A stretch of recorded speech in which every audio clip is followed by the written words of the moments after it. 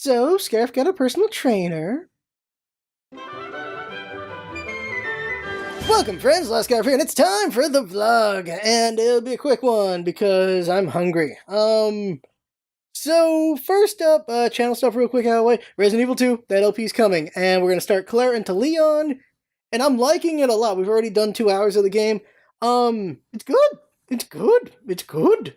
Resident Evil 2 is my favorite from the original run because it was my first, so that's gonna happen. I really like 2 a lot.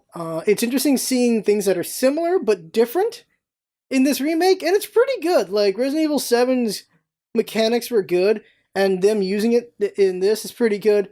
It still has some of the limitations that 2 had, like the inventory system and stuff like that, and the same thing with 7.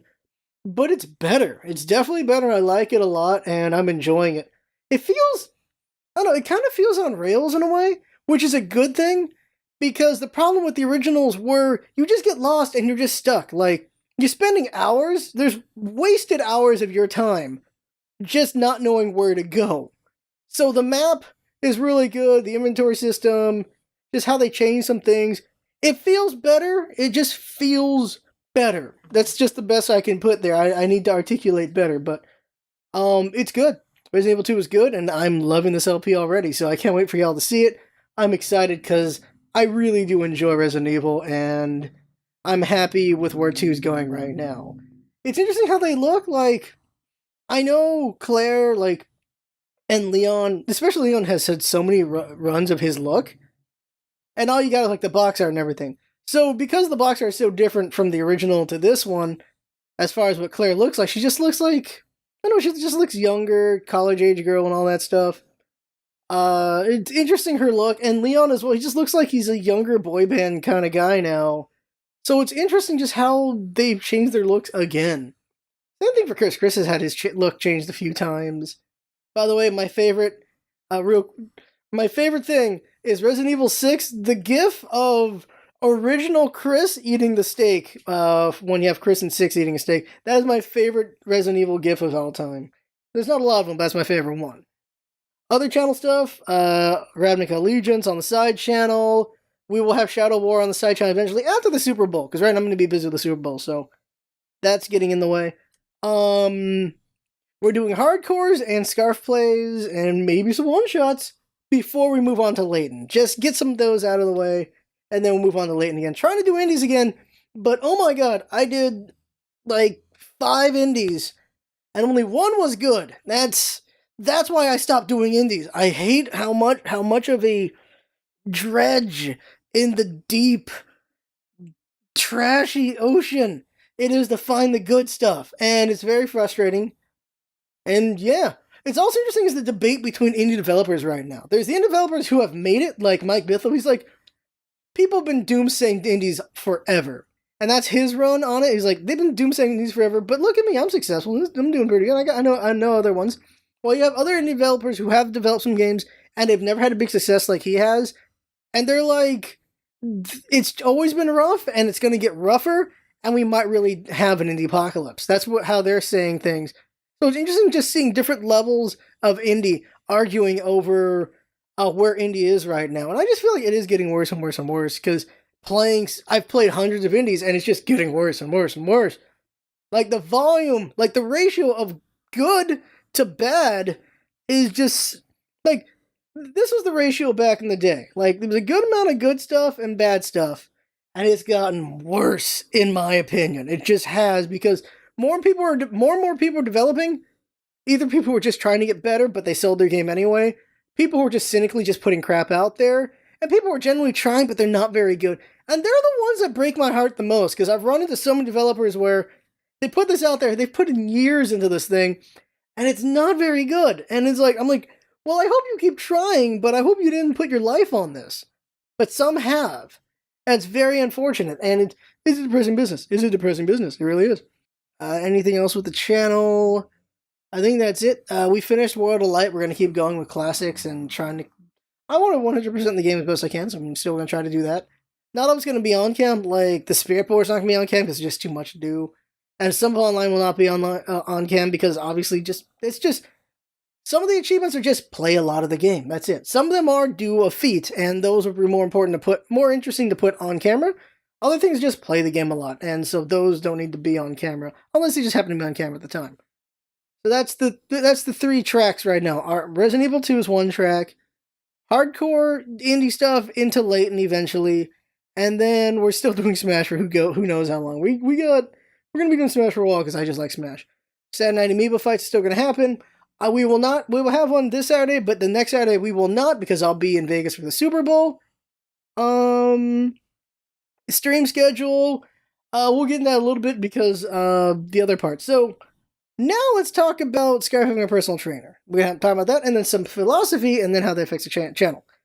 So Scarf is a personal trainer because they talked me into it. That's pretty much it. Like I walked into the gym this morning, they're like, hey, you want to do a session with doing a trainer? I was like, all right, fine, let's do this. I've never done it, let's do it. I've been going to this gym for 10, 15 years, I've never done it, so let's just go. And they showed me a bunch of workouts, and it worked me hard. They worked me good. They worked me real hard. I was sweating pretty hard. I could feel my heart beat through my body. Just they worked me pretty good. They worked me pretty good, which is something I've missed. I haven't felt like I've had a good workout in a while. Like, I just feel like I'm just getting stronger, and that's it. And it's just gradually getting up, and I'm not really feeling too much. I just know I'm just getting more, this and stuff like that. But, this isn't really going away. It's just steadily going up and down, things like that. And so this workout, it worked me out pretty good. So I'm like, all right, okay. I have a job now. May as well give it a shot. So why not? And it was just a lot of talking about goals and stuff like that. And it's interesting how they do it. You're like, what are you trying to do with the gym? And it's like, when you actually take in stock, you realize you don't, well, I'm going to say not a lot of people, but I didn't really have a lot of ideas. I just want to get stronger. I want to lose the gut. I want to feel better on cardio, just feel better, just whatever. Just vague exercise ideas. That's really what I gave out there. And they're like, yeah, those are very general, very broad, and we should try to break it down to more, that should be a goal, but things you can achieve to get there, climb the steps, kind of thing. That makes perfect sense. I've heard this many times in my life. I never practice it, but I've heard it many times in my life. And of course it makes sense. If you have a smaller goal, you can achieve that. And then the next small goal, and then the next small goal. We've heard it many times in our lives. You and I both have, all of us. It's just something that you hear is, yeah, if you have a small goal and you achieve it, and then just keep going. And it's just in one ear, out the other. I swear to God, I've heard it so many times, and it makes perfect sense. It always does. And yet I don't do it. You don't do it. None of us do it, really. Some of us, okay. There's someone in this audience who does it. There is someone who actually does it, and good for you. I wish more of us were like you, for sure on that. So, break it down to these different goals. The goals are, so they're the one big thing that will help all the other things. So you should go for that first, is weight loss. Is not weight loss, but fat loss. And so, we did the things to figure all that out. Scarf is a 205. I'm a 205 right now. That's good because I was 210 earlier this year. So I lost 5, so that's a good feeling. But that's because I was just eating buffets all of December because we were in Vegas for 10 days. I was eating way too many buffets. But so I'm at 205. And then they do the fat thing and all that stuff. Find out I'm 27% fat. So that means, do the math, 50-something pounds is fat. It's just fat wherever the hell there's fat. Here, thighs, whatever else has fat. I'm not going to say I have a fat head. So, there's fat. There's fat all up. So, you got 70 pounds of lean, so that's bones, muscle, all the other stuff, and then you got 55 pounds of fat. So I'm at 27%. 25% fat for men is usually where you're okay. Once you go above that, you got to get worried. So they're it's a good thing I'm not too far above. So I'm all right, okay. Healthy athletes are about around 14, 17%. So I got a whole 10% I can lose, and I'd be in a healthy athlete level, they're saying. So that's, a good amount of weight loss. And the reason why they're saying is the more fat you lose, the less of that fat you're lugging around when you're just doing other exercises. So that's not getting in your way. because you're walking around, you're carrying all this weight, you're climbing stairs, you're doing exercise, whatever. You got this weight just weighing you down and getting in your way of whatever you're doing. So I'm like, okay, that's an interesting way to put it. All right, okay. That's interesting. So lose the fat first, and then you can just then work on the muscle. I think that's an advice people have said forever. It's just, yeah, lose the fat, then gain the muscle. But me, I like to gain the muscle, so we'll see what happens. But their stuff is more like it's about core, and a lot of people have been about the core exercise, like working your core, and then they're like doing movement stuff. I'm like, that's interesting where you do like full body movement things. So that's interesting to me because I've been doing isolation for like a decade. So I'm interested in just seeing how just more natural movement kind of things would be for exercise. I'm curious about that. So it's a lot of talking, a lot of back and forth, a lot of convincing, because I'm like, I could probably do this in the summer, because like in the summer, I got a different schedule. Like I've said this for the channel so many times. Like in the summer, my schedule changes and I can do so many different things with the gym. And they're like, yeah, but if you decide to do something 3 months from now, you're going to forget about it. I'm like, this is true. I've done it many times in other things in my life. So I'm like, all right, okay, I guess I can try to do something now. And so I will be trying to work out while I'm doing my own work and everything. And so that's going to affect streams, who knows how much. Probably not too much yet, but later on. But once I'm on a 4-day schedule, it'll be different. And maybe it'll be better. But right now, we'll see how it affects. Because I stream way too much anyway. I'm streaming maybe 3, 4, 5 hours a day. At least, the worst, like this week, it was maybe 2 or 3 hours. Like, I'm always streaming a good amount of time a day. It gets a bit random at times because of just what's going on. Like, family happens. But we do it about 2, 3 hours a day at minimum. At most, like today, I'm going to be doing like 6 or 7 hours. Tomorrow, I'm going to be doing 6 or 7 hours. Like, the weekends, I get it, I put in a lot more. So, we'll see how it affects the schedule. Right now, it won't be too much because I got it where I'm going to get a personal trainer once a week. In the future, it'll probably be twice a week because they're like, the more effort you put in, the more you'll get out of it. So right now, if you're only doing the personal trainer once a week, you're going to probably get these results. And so they're like, you probably lose a couple pounds. You get a personal trainer, you're just hitting the gym a lot more often for more sessions. You're gonna do a lot more. You're gonna be a lot more effective. And of course, there's gonna be like nutrition tips and things like that and all those things. So I was like, okay, so for now, we're gonna do the once a week because one is the schedule, just how it is. And also because money, because trainers are not cheap, but I have a job so I can afford it. And I talked them down.